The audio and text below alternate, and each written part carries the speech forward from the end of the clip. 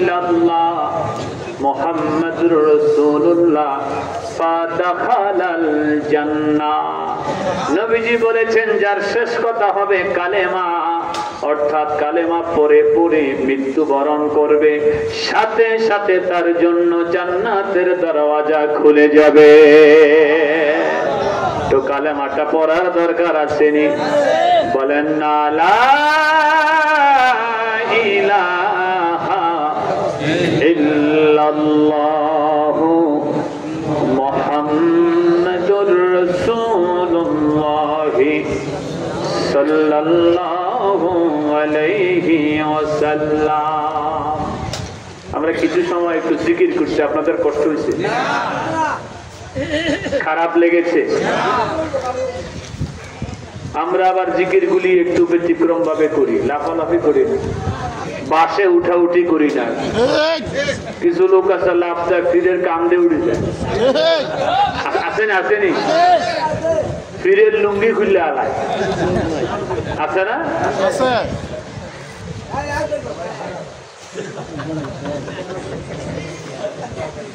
যেই জিকিরে ফিরের লুঙ্গি খুললা যায়, এটা কি জিকির নেই? কথা কন, এটা কি জিকির নেই?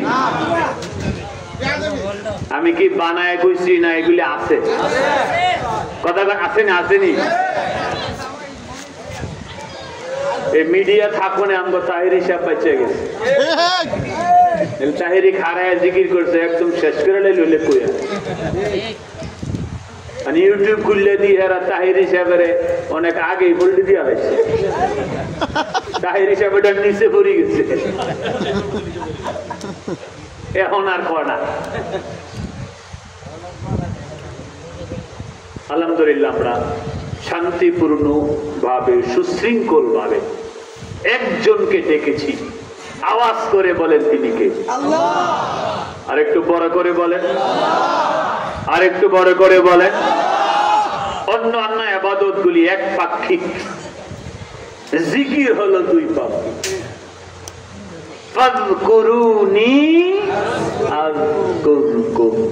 আল্লাহ বলেছে তোমরা যদি আমার নামের জিকির করো, তোমরা যদি আমার জিকির করো, আমিও তোমাদের জিকির করব। একটু এক্সপ্লেন না করলে আবার পেছ লাগাই।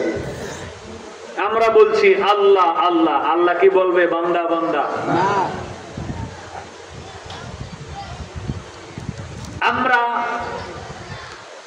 জিকিরের মাধ্যমে আল্লাহকে স্মরণ করব, আল্লাহ আমাদের গুনাহ মাফ করে আমাদেরকে স্মরণ করবে।